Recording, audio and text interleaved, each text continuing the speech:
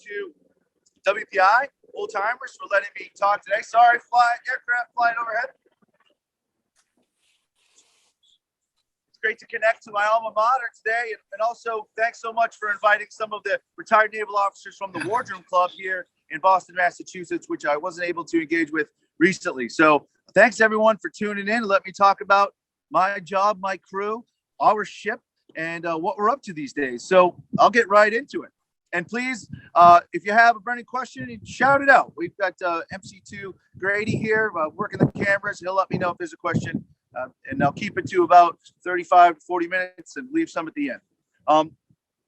So this command, USS Constitution, the oldest commissioned warship afloat behind me.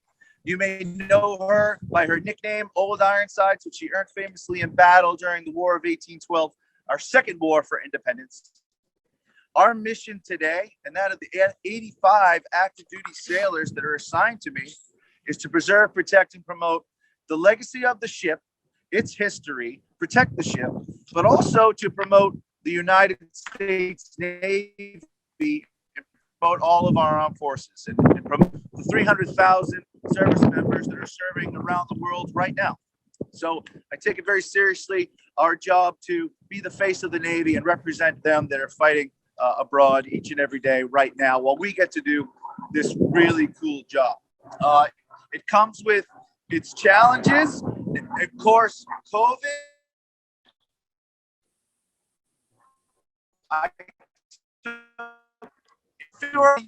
And during our on board this, people were talking about this thing called COVID, and I was like, it's not going to be anything. I was wrong. By March 14th of 2020, we shut the ship down for the first time since 9/11. We were shut down to general visitation, which we normally will be open free of charge to the American people, 330 odd days a year. But because I have such a resilient crew, we immediately adapted to the virtual world, which I'm very proud of. And over the COVID year of 2020 and hundreds of virtual tours, we were able to reach millions more visitors than we might be in another COVID year. So I'm really proud of that fact. I've done many virtual tours just like this. I'm sad to say this is my very last virtual tour. My time here in Constitution. And thanks for having me. And please, again, ask any questions. So I'm coming to you today from the Charlestown Navy Yard in Boston, Massachusetts. The Charlestown Navy Yard itself has a great history. It was opened in 1800, the first public shipyard. Well, our story really begins after the Revolutionary War. We weren't built yet, but the United States Navy, and thanks to John Paul Jones, performed admirably as a continental navy. Our independence from Great Britain on paper. I'll get back. And then, to maintain, we'll disband both. So we went for many years without any protection of our own. Our growing American merchant fleet was expanding exponentially across the world, continuing to do so, which made our shipping ripe for piracy, particularly those 4 North African states of Tunis, Tripoli, Algiers, Morocco were picking up our ships left and right. Now, President George Washington decided we need a United States Navy of our own, and in 1794, commissioned the first 6 United States Navy ships. He personally chose the 6 names of these ships: Congress, Chesapeake, Constellation, Constitution, President, and United States. He personally chose the 6 cities that would be assigned to build these ships, and he chose Boston, Massachusetts, to build the ship named after our founding document. The keel was laid in 1795 in a private shipyard run by a man named Edmund Hart, which is not far from where I'm standing right now, right across the water at what has become the U.S. Coast Guard base, Boston. The ship was launched October 21st. President John Adams was in attendance, and we immediately were put into action. In the wars, we took the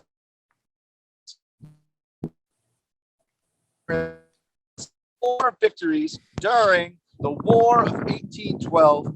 Unfortunately, for most, it's a bit of a forgotten war, and I say that it was maybe one of our most important battles or engagements. where we secured our independence. We had secured it on paper, but we definitely were not treated like a free and independent nation by some of the other international superpowers. I'll get into that here in a moment. But the ship that was built by Edmund Hart and designed by a man named Joshua Humphreys under the guidance of then our first commanding officer, Captain Samuel Nicholson, who I like to say, if I'm talking to people from my hometown of Dedham, Massachusetts, Samuel Nicholson actually lived in Dedham, Massachusetts while the ship was being built. But this ship was designed to be a heavy frigate. It was rated as a 44-gun frigate. It was designed to be heavier and bigger than any other frigate of equal guns, but it was still designed to maintain its speed and agility so they can outmaneuver any ship of the line. Ships of the line could have guns anywhere from 75 to 100 guns. This ship is longer, it's wider, it's fatter. It's designed to sit lower in the water. It has an extra tall rigging, 221 feet tall at the main mast, 370 feet from the end of the bowsprit to the end of the spanker boom.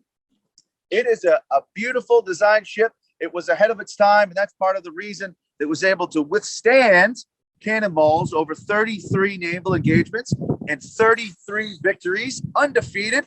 And that is why it still serves as an inspiration to our country and to our Navy.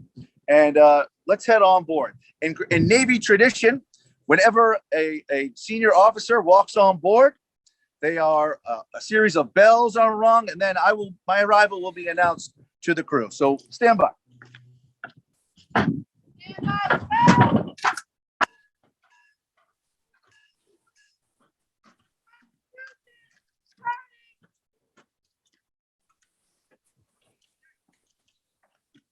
you very much, LS3. We are on the ship's spar deck or main deck. A spar is just a long piece of wood, and as you can see, MC2 pan around. This ship is a frigate, is really a three-masted ship with sails square to the keel. So the sails are designed to be perpendicular to the keel, which itself is 150 feet long. I'll have it MC2 pan upwards. One of the great things that I get to do here with the 85 sailors is maintain the capability of sailing this ship under its own power. It is absolutely capable of doing so.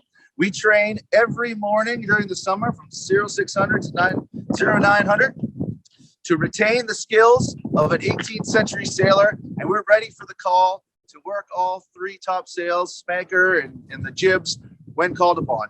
The last time the ship sailed under its own power was 2012 for the 200th anniversary of the War of 1812. Prior to that, it sailed in 1997, which was the 200th anniversary of its launch. Prior to that, 1881, when it was a training ship of the Naval Academy, 116-year gap. So we're really thankful for the Navy for pressing forward, for overcoming that challenge, set it up for the crews and the captains going forward. We were able to work all three top sails this summer, my proudest achievement. And the ship intends again to sail under its own power with no tug assistance at all in the year 2025 for the Navy's 250th anniversary and the 250th anniversary of the beginning of the Revolutionary War, something we're real excited about. I don't love climbing all 100 feet up into the air. It's a bit challenging for this old timer, this 42-year-old old timer, but the young sailors love it. And so do the American people, seeing us up in the rigging and doing that cool job. It's those are the ship's fighting tops, those platforms. They provide a resting spot for the 200 sailors that would be working those sails in battle to trim it down out of the 450 men that would have been serving on that ship. Also, those platforms served as a place for the United States Marine Corps, of which we always had 50 Marines, could provide sniper fire against the enemy ships as they were approaching. And then from the deck below, our United States Marines would ultimately be our boarding parties to go over to the enemy ship and secure it for us to take over. We're going to make a quick transition down to the ship's gun deck, and I'm going to show you our main battery of 24-pound long guns. And if there's any questions right now, this would be a good time as I'm heading down.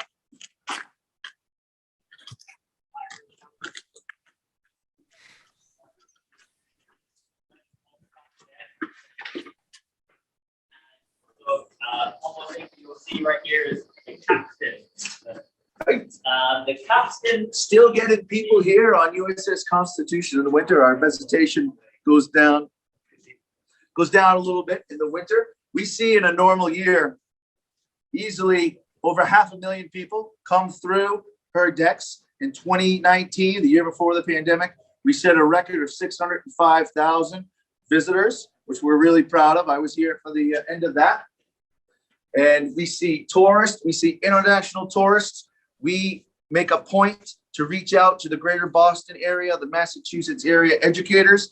Our target really is all grades, but our real wheelhouse is those middle school age students that are interested in history and get them really enthusiastic about American history and about service, not just to the Navy or the armed services, but service to their country in any way. We're really happy about that. But this is most definitely a warship. A lot of people will say, oh, it's the museum ship, and I don't correct them, but we are much more than a museum ship. This is a battlefield. This is a place to be humbled by the fact that many men have lost their lives here on these decks and their blood spilled on the wood that I'm standing on. It's something the crew and I take very seriously. We are an educational platform, but a place of to respect those that have passed before us. This is a violent business in the War of 1812. The use of these guns right here are it was a dangerous life for a sailor. Now, the sailors that would have joined up in the United States Navy at the time would have done so because they had the skills to be successful. And actually, it was a decent way to make a living. So much so that we had sailors as young as 8, 9, 10 years old whose families would enlist them into the service to then send the money home. And some of their missions, the ship's boys, 8, 9, 10 years old, would be assist the captain, maybe with his uniform, get his meals, things like that. But in battle, they had one of the most important jobs, which is to pre-stage all of the ammunition and all of the powder for these guns right here. This is a 24-pound long gun. This would fire a 24-pound cannonball about 1,000 yards. This is a gun that would require a team of 12 to 13 men working in unison in a well-choreographed evolution to send this round down range.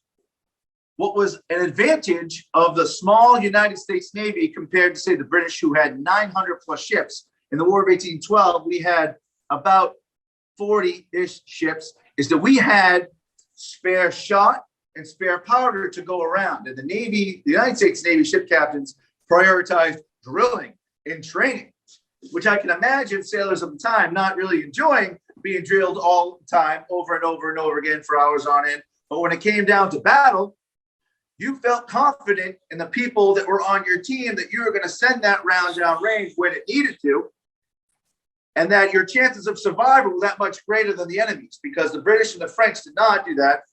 They took it 3 minutes to fire off one shot, where we were down to 1.5 minutes. That's 2 to 1. That's a great advantage in the battle. How this would work, the first thing you do, this gun, 7,000 pounds carriage and barrel. This is a huge, heavy gun. It would take 8 men on either side. Get the barrel into the center line of the ship so you get access to the barrel. First thing you would do is you take a sponge on a stick and sponge it out to get any of the old embers out, especially if you're firing in succession. 8 pounds of black powder to fire this gun, and then the types of shot, which I'll get into a second. Wad of hemp line, again, using a plunger to stuff it down tight. Then 8 men, run out the barrel of the gun. Not much you can do with aiming. You can change elevation. There's pikes in the overhead above me to get it down below the gun. And then this block here can set your elevation. You would lay some black powder here on top of the gun, a leather apron on top. This gun is ready to fire. And all you're waiting for is orders from the commanding officer to fire away. Each gun would have had a predetermined target. And sailors could do that in 90 seconds if they were firing for effect. Now, what did they fire? Let's head over to right here.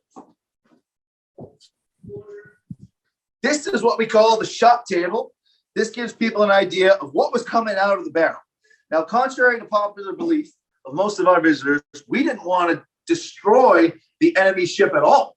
All we really wanted to do was board it and take it over and disable it in some way that we could get to it.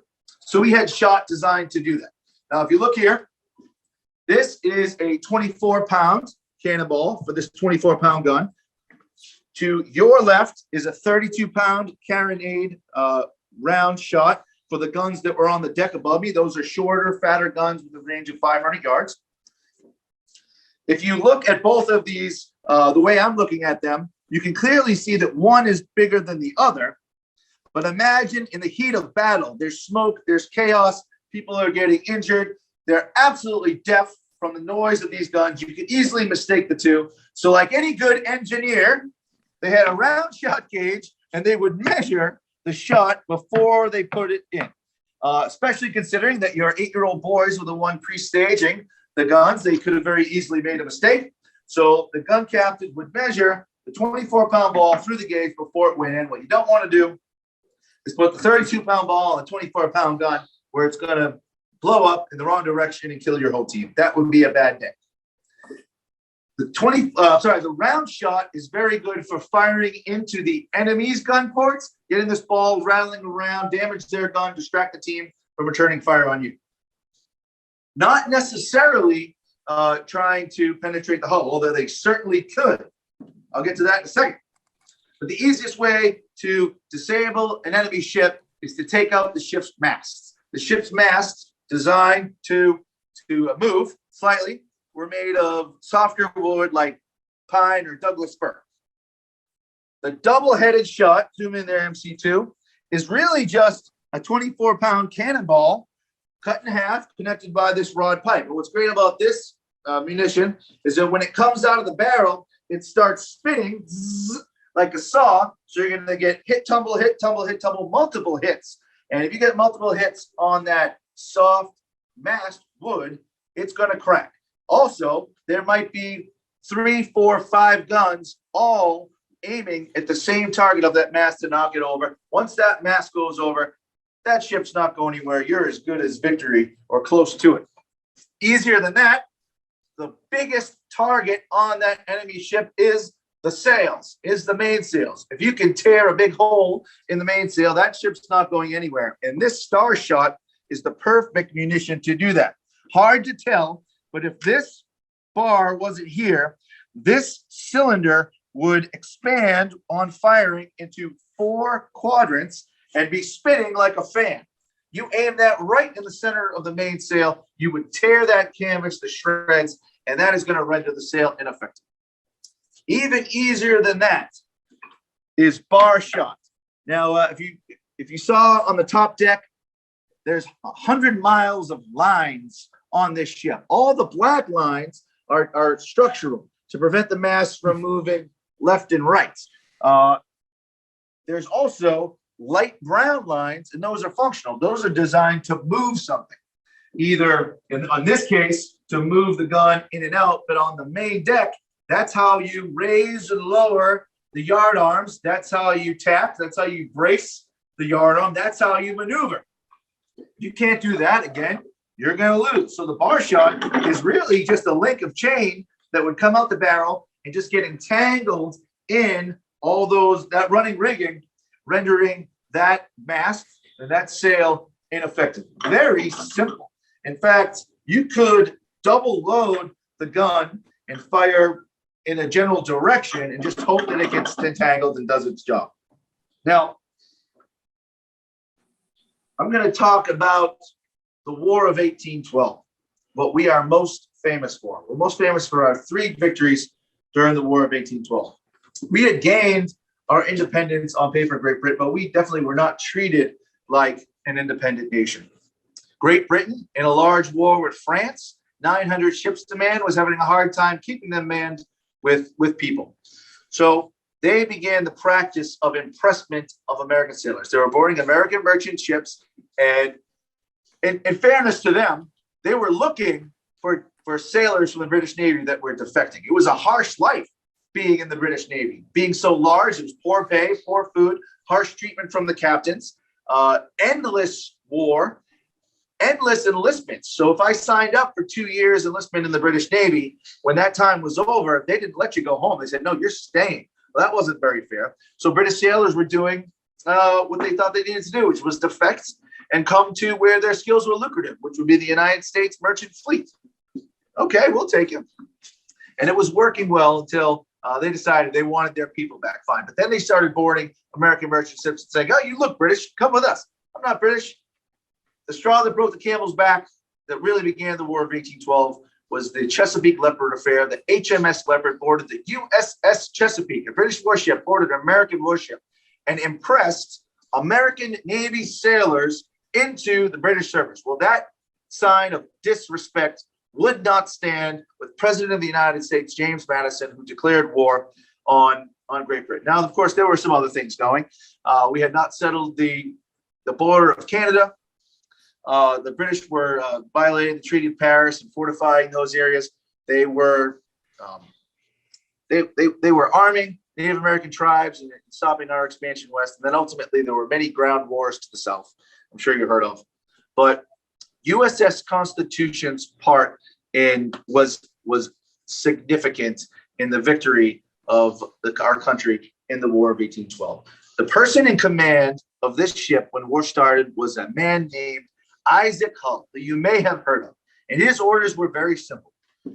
Leave Boston, go out, pick a fight with the British ship, and report back. And that's exactly what he did. He headed north of the coast of Nova Scotia, and that's where he ran into his first British warship named HMS Guerriere. HMS Guerriere was also a 40-gun frigate of equal size. They raised their ensigns, and the battle was on, and for several hours, they got into position before they started shooting. The sailors went to their battle stations, 200 men up into the rigging to trim sail down, reduce the amount of target that was up there on the mainsail. 200 men ran to their guns, 12 men on each gun, to get ready and pre-stage the weapons, get ready for that first battle.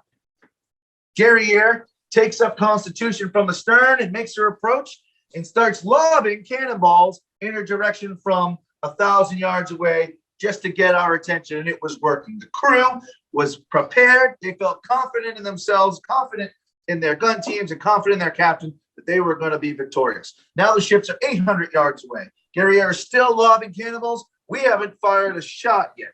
The crew is wondering, well, we trust in Captain Isaac Hull and what he's doing.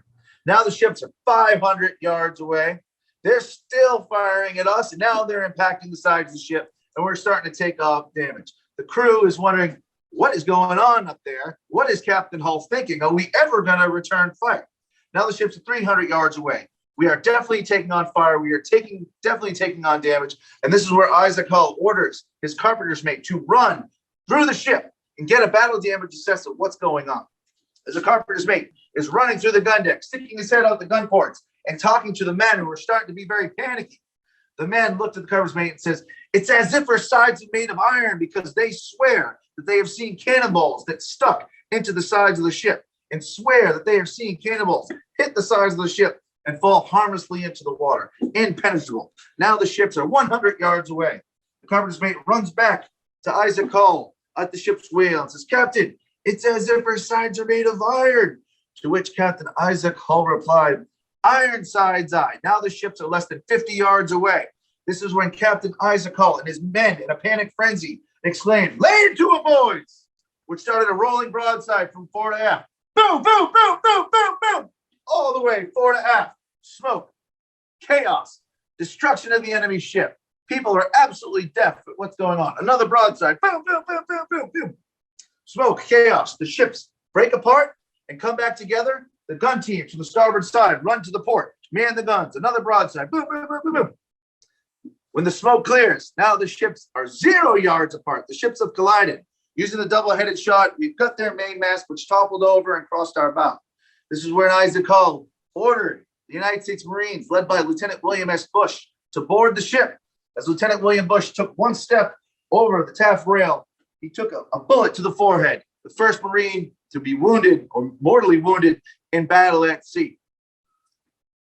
When the smoke cleared and the dust settled, the Marines made the charge, secured the ship's wheel, and secured our victory, our first victory at sea during the War of 1812. Now, as I mentioned, Constitution's victory, although all the victories, although very special, were not the most operationally significant battles of the war, but there was no more strategic victory than the first one. Everything I said about the War of 1812, and it would make me very passionate to start the fight, especially the impressment of American sailors. The War of 1812 was not a popular war. People did not want to go back to war. We just finished the revolution 30 years earlier. For most people, the economy was good enough, and with the loss of some revenue was acceptable. Some people were still loyal to Great Britain. And what if we lost? What happened then? And the truth be told is no one really cared about sailors. Most of these sailors were ne'er-do-wells and difficult people, we'll say. But President James Madison cared about sailors, thank God. That's why we went to war. When Isaac Hull returned to Boston with news of this victory, he was a hero, bigger than Tom Brady.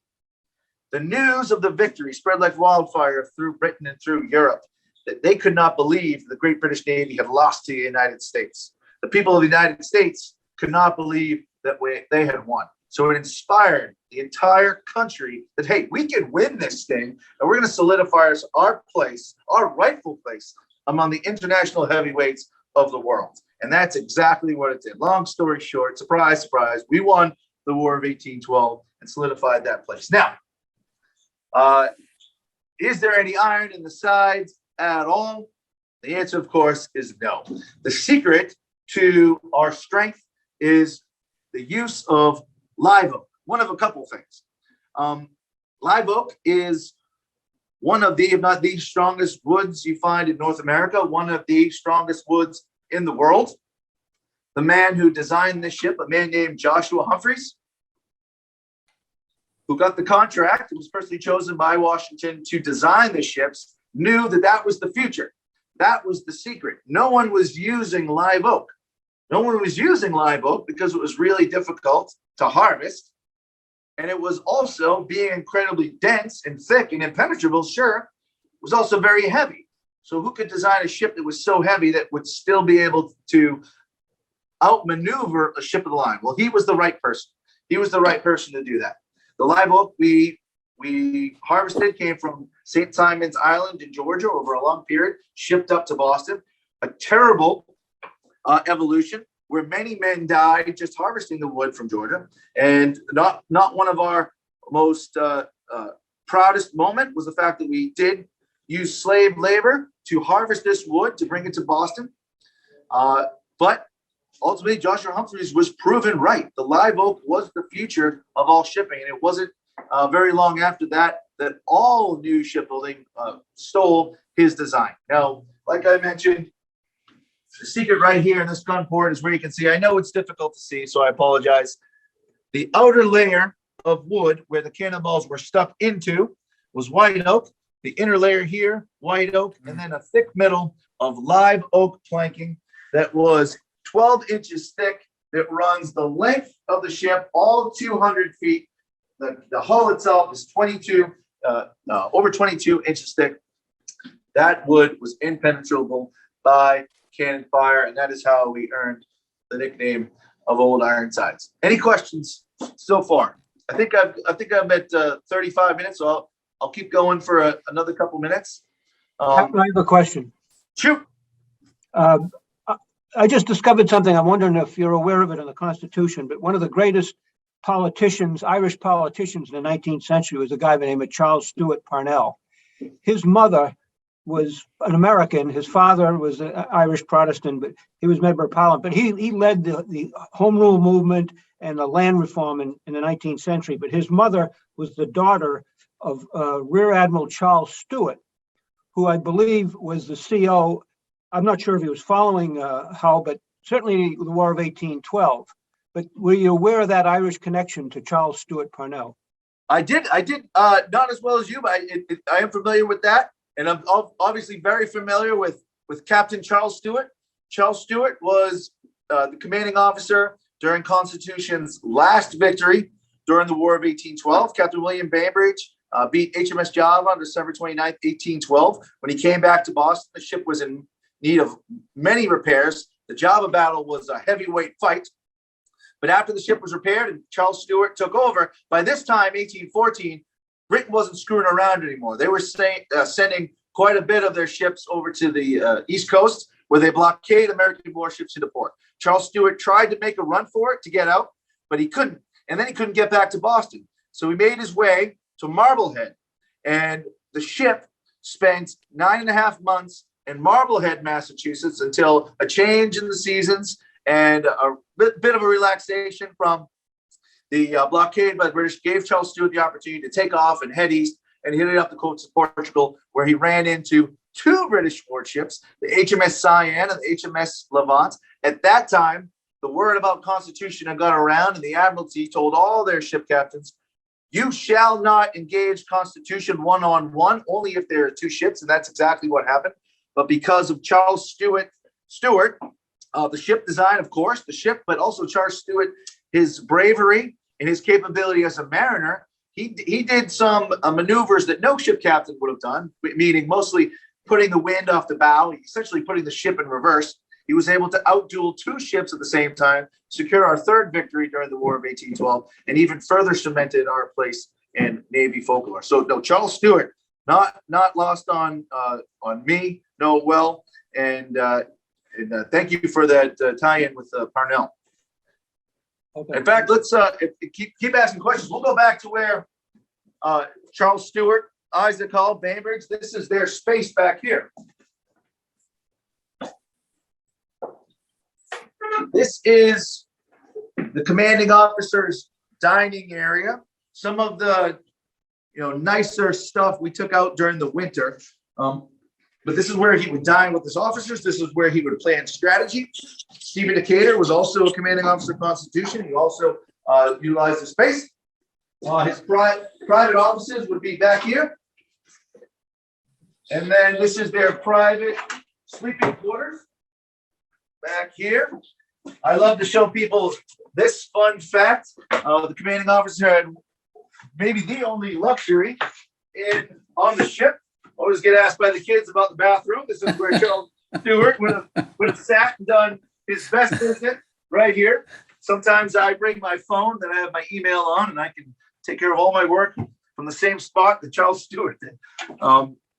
But the captain came from, trained to be a skilled mariner.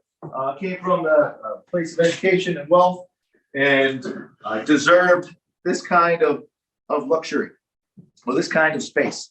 I'll pause again for any questions. If not, we'll head down to the berthing deck, which I think is a cool space. All right.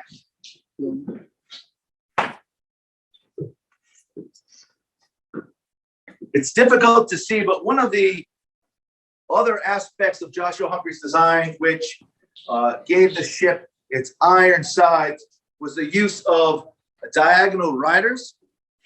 Diagonal riders, every ship has a set of ribs, which you build the planking onto. But this ship, and part of Joshua Humphrey's genius, was it has an inner set of ribs, so 6 extra ribs that are diagonal, and channel the weight of the guns, all 7,000 pounds of every gun, and then the weight of these large pieces, these enormous pieces of white oak, channels the weight of the guns down to the strongest part of the body, which is the keel. His design prevented the keel from hogging, which is bowing up or sagging. And that is the easiest way to sink a ship, would be to crack your own keel.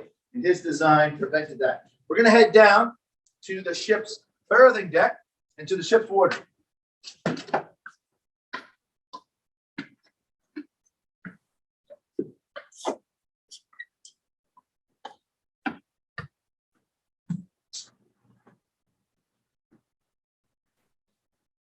I want to make sure I mention this. Of the 450 sailors, no women, of course. The first female to serve on board USS Constitution as an active duty sailor was 1986. Actually, a young female enlisted, joined the crew, which we're very proud of. That actually was the year that the president of the USS Constitution Museum became the first female president of that also great. Our first female officer came on board in 1997, a woman named Lieutenant Commander Claire Bloom, and she was instrumental. She was the driving force behind Constitution's sail in 1997, her first sail in that 116 years. So she's making history twice. We had the ships in my time here on board Constitution. We have had the second and third female officers to serve on board the ship. Exceptional naval officers who served proudly on board the ship and then gone off back to the fleet to become department heads on destroyers. And then, if you may or may not have seen in the news this week, that Constitution's first female commanding officer after 224 and a half years, Commander B.J. Farrell, will take command next week, something that the Navy is extremely proud of. Too long time coming. Back to back with the first female commanding officer of a nuclear powered aircraft carrier that just deployed last week. It is a great time for the United States Navy for diversity, particularly here at Constitution, and couldn't be prouder of my Navy. This is the ship's wardroom. This is where the other officers besides the captain would eat when they weren't invited to dine with him. Eat, sleep. We'll get a pan of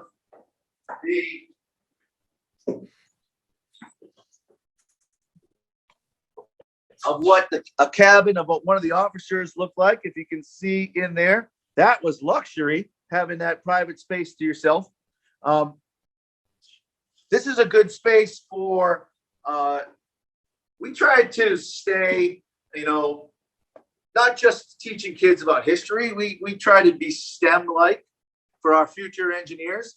And we partner with the USS Constitution Museum to do stuff like that. We teach simple mechanics, pulleys, and such like that. The ship's wheel is the best example of that. Unfortunately, we took the wheel off in the winter months, but it's, very simple design, but easy for our young future engineers to start to understand different forces and whatnot. The ship's wheel is very heavy. 4 people to turn that wheel connected to a rudder that's 12 feet tall by a series of lines. And I'm pointing to the pulley system here as the lines are connected. And then through these holes, and then the lines are connected to a tiller arm that moves back and forth and then moves the rudder. So it's really a great way to teach kids about forces and physics and things like that. And we tie it all together, not just stories about history and the food that they ate and the things that they drank, and really trying to stay ahead of the curve for our next engineers. Any other questions? Yeah, this is Carl. I have a question. The enlisted personnel, are they volunteer? Is this a voluntary assignment? And the second one would be, Yep. is there always somebody on board 24/7 while the ship's still commissioned? Thank you for that question. I'll answer the second one first. 100%, 24 hours a day, there are sailors manning this ship. We have an officer of the deck, which controls traffic going on and off, and he is the person in charge of the command while I'm not here and while my senior officer could be sleeping in the middle of the night. So the officer of the deck is manned 24/7. We are a National Historic Landmark, which means that I'm not ADA certified. I can't install an elevator to help people get on and off, but I am allowed to have some modern amenities, which are security cameras throughout the ship, triple redundant fire suppression systems, and dewatering, automatic water pumps. That has to be monitored all the time. So what we call in the Navy our sound and security watch is roving 24 hours a day. So that is part of the reason why I need 90 plus sailors to do this mission, besides manning all the decks to tell the story while we're open. But to your first question, yes, this is considered special shore duty. So a sailor must request a transition out of their community. So if you're a bosun mate or you're a machinist mate or an engineer, you have to request to get out of that community and get into special programs. Once they're in special programs, They go through a series of interviews that myself chairs most of them to get a feel of whether this sailor has the qualities that we're looking for to do the mission here in Constitution. And some of the qualities that we're looking for. There are lots of great sailors and lots of people that are great at their rate, but are they a good fit for us? Obviously, a passion for history and a love of history is a must, because that's what you're going to be doing for the most of the time. Having comfortability speaking in front of the public, it's you'll be doing it every single day, from crowds, 5 or 10 to crowds as big as hundreds. And also, we're traveling across the country 20 weeks a year doing presentations for school groups and veterans groups and very large public events whenever we get the opportunity, about 15 weeks a year. Physical fitness is something that is very important to us. We're not Navy SEALs, but when you're up 110 feet in the air working those sails for 3 hours at a time, that is a lot of wear and tear on the body. And we need people that can stay up there and do it smartly and do it safely. 50% of our crew are 18, 19, 20 years old, right out of boot camp. We go and we recruit them. We tell them what we do. We try to get them enthusiastic and try to get them to want to come to special programs. But the other 50% of our crew is fleet returnees, veterans, 8, 9, 10, up to 15 years of service already to their country. And we're looking for the same skill set, but that's all, maybe the most important part of what we do. We are telling people the story of Constitution, and the ship is the draw that gets them here. But our mission is to, like I mentioned before, to tell the story about the fleet and the ships that are abroad right now. So most of the time when we're giving tours, so maybe some of your smaller tours, people are more interested in where we came from, why we joined the Navy, and what we did in the squadron, what we did on the carrier, what we did on the destroyer, all the places we've been around the world. And that's just as important as some of the Isaac stories. 17 numbers. Thank you for that question. Any other questions? When was the last refit? The last refit was 2015 to 2017. The ship came out of the water. And they said if I get it jump started to bring it right in and then we'll get it. No, The Do you want me to jump start it? 2017, we went into a dry dock. We had all of the copper sheathing replaced on the hull of the ship. That's incredibly important as it prevents marine growth from penetrating the hull planking. The ship is right now about 15% original to the day it was launched on October 21st, 1797. All of that is the water line and below, the hull planking that is both protected by the water from incoming fire over those 33 battles. Also, the salt water is a great preservative, and plus all that planking that's protected by the copper sheathing. The biggest restoration that we went through was in the 1920s, up to 1927 to 1931. And in 1931 to 1934, this ship did what we refer to as the National Cruise, where it went and visited 100 cities in the United States. It was done as a thank you to the American people and a chance to get the American people excited and enthusiastic about their country post-Depression. The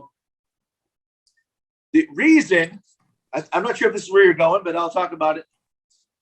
In the early 1900s, this ship was in disarray. This ship was a mess. It had come back to Boston, Massachusetts. It was falling apart.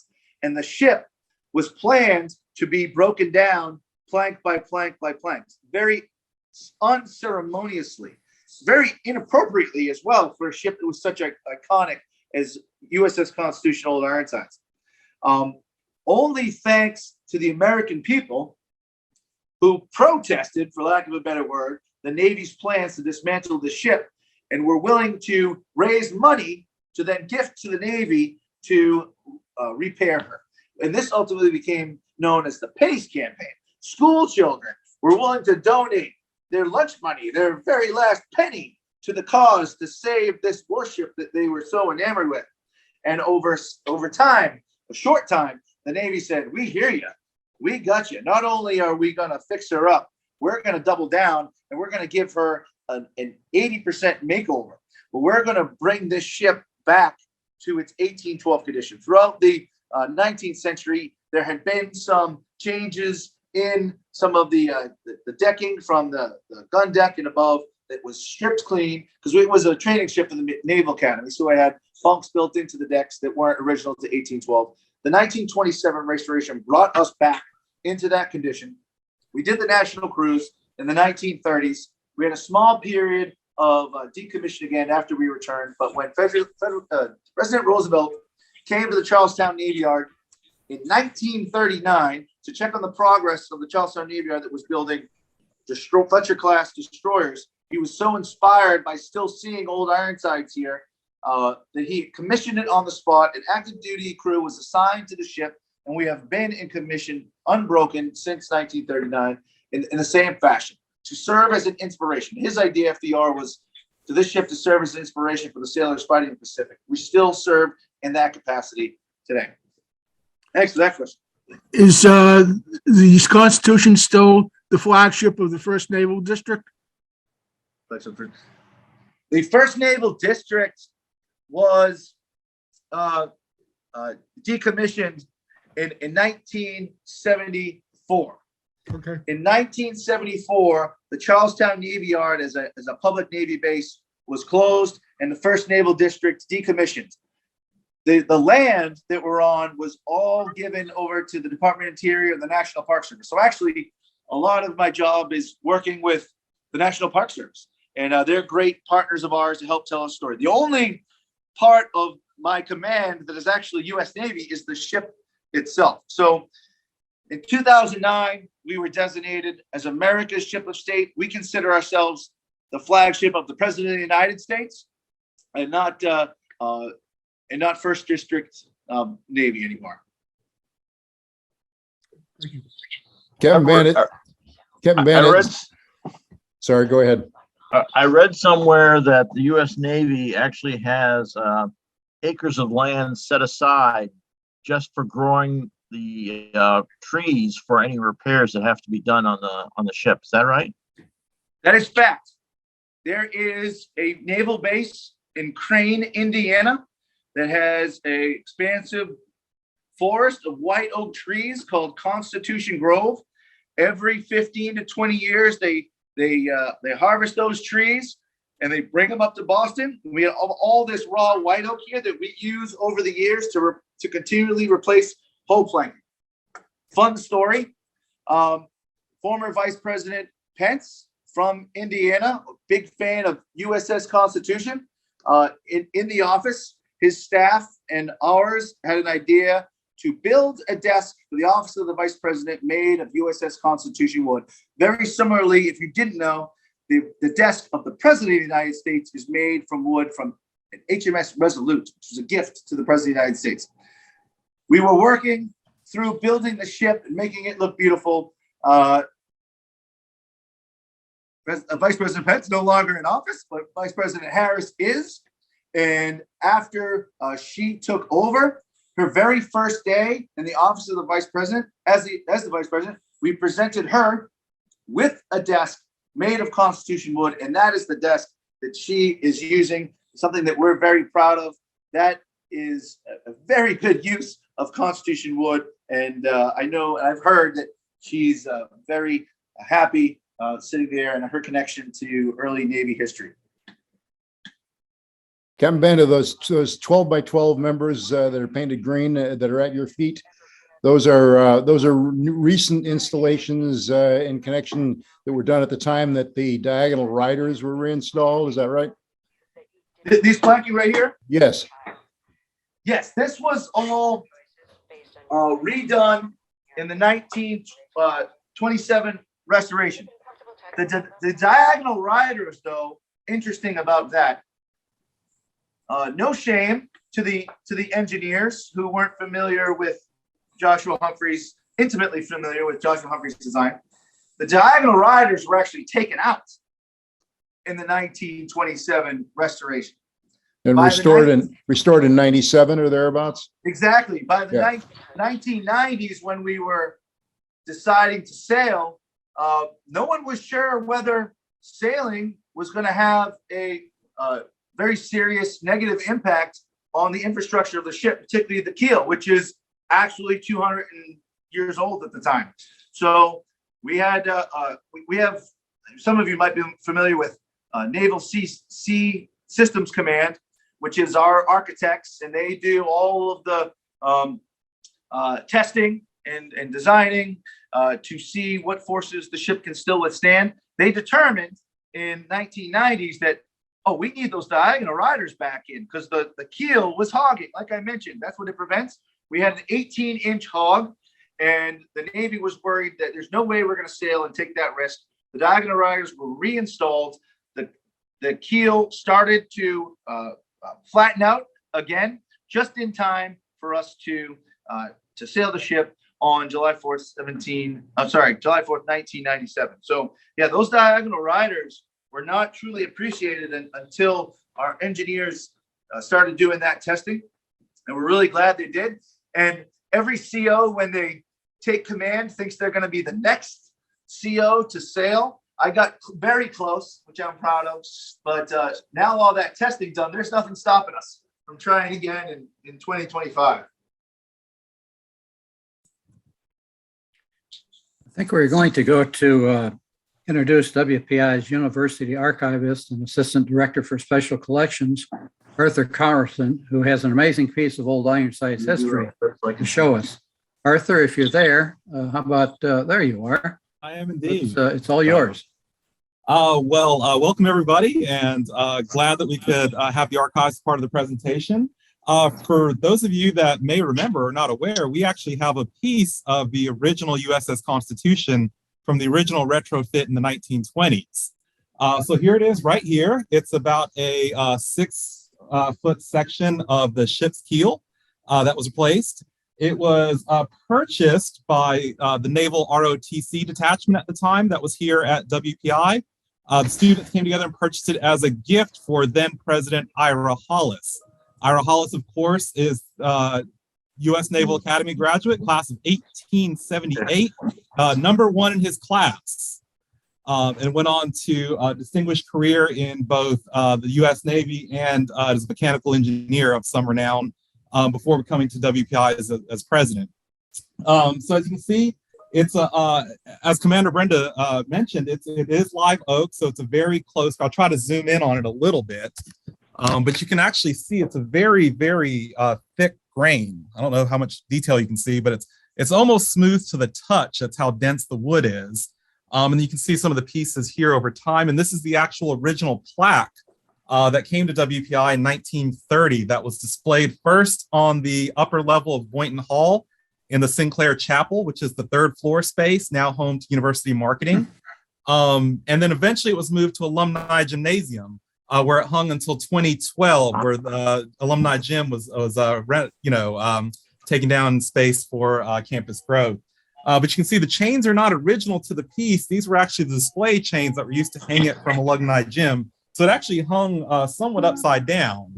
But it's a really interesting piece, available for viewing here in the library, here in the Special Collections Archives. And I can assure you that it is dense wood. We had a heck of a time dragging it in here for this. But it's a wonderful thing. So, an amazing to have here at WPI. I would have to call them again because they would send a tow truck, and that would also be no charge. Okay. Thank you, Arthur. Absolutely. And thank you, Commander Benda, for taking the time to be with us today and sharing how WPI has influenced your career, your commitment and service to our country, to the Navy, and to Old Ironsides. And I wish you success in your future endeavor. What's your next career assignment? And I think someone else is taking over for you very shortly. That's right. Commander Farrell's taking over next Friday. And I am not going far. I'm going to Newport, Rhode Island to teach at the School of Leadership and Ethics, one of the sub schools of the Naval War College. Actually, I'm not happy at all to be leaving.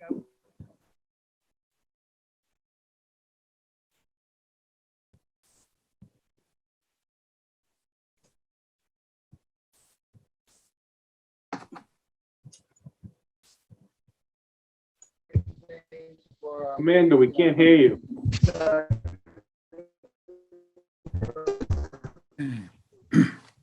But yeah, not far.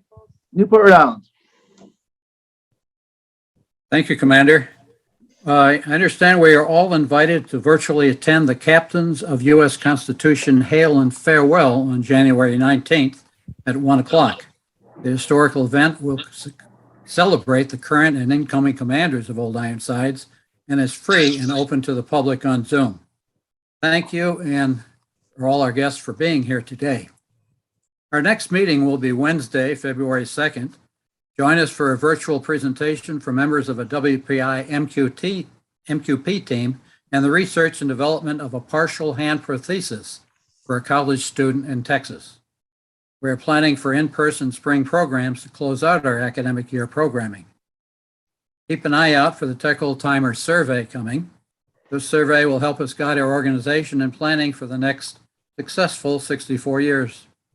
Your feedback is very important, and we look forward to hearing from you and learn about how Tech Old Timers can serve us and serve you better. Our formal presentation is concluded.